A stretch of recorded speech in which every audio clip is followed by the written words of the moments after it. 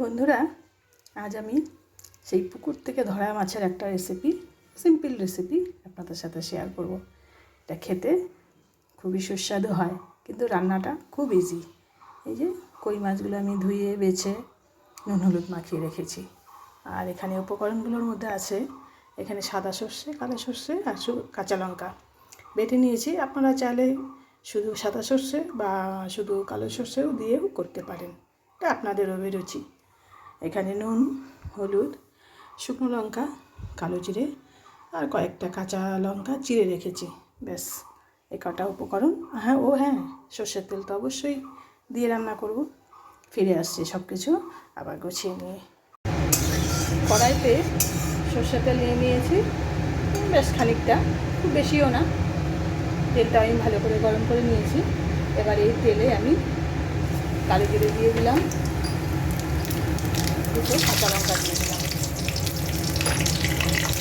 শুকনো লঙ্কাগুলো দিয়ে দিলাম।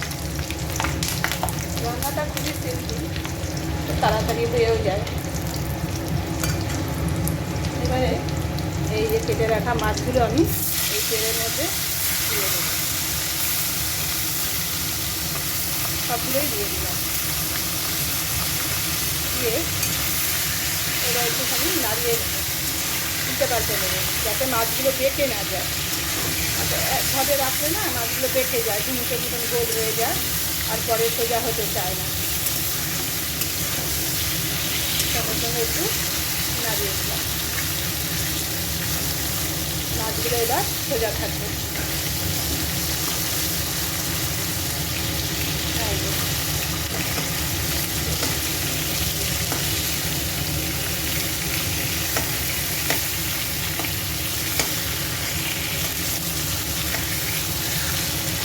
একটু হতে দেবো।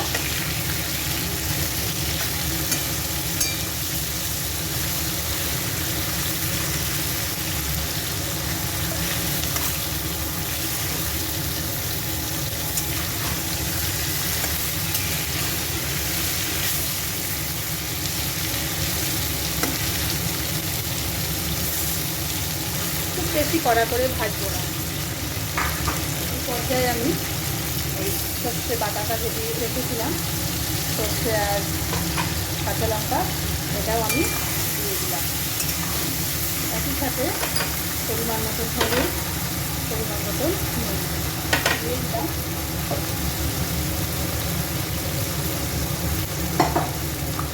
বাকি ধোয়া জলও আমি একই সাথে দিয়ে দিলাম পরিমাণ মতো। আর গ্যাসটাকে আমি একদম কমিয়েই রেখে দিলাম।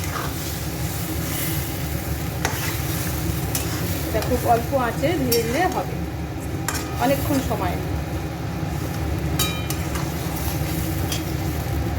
আর একটু জল দিয়ে দিচ্ছি, মাছটা তো ভালো করে সেদ্ধ হবে। এখনই কালারটা কি সুন্দর এসছে, হয়ে যাওয়ার পরে কালারটা আরও সুন্দর হবে। এটা এখন ঢাকা দিয়ে রেখে দেবো, হতে থাকুক। এটাকে আমি ঢাকা দিয়ে রেখে দিলাম। বেশ খানিকক্ষণ সময় পরে খুলবো, আস্তে আস্তে হতে থাকবে। ঢাকনাটা খুলে একটু দেখে নিলাম, একটু নাড়িয়ে নেব। একটু নাড়িয়ে নিই, আবার ঢাকা দিয়ে রাখবো খানিকক্ষণের জন্য। দেখুন,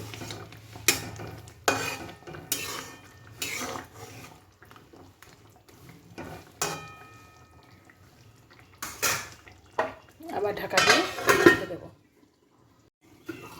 হয়ে গেছে রান্নাটা, ঢাকনাটা নিয়ে নিলাম।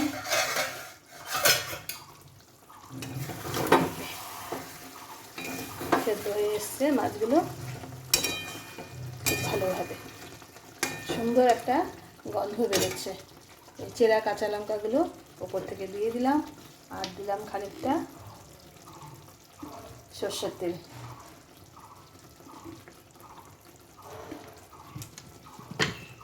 সর্ষের তেল, আমার রান্নাটা কমপ্লিট।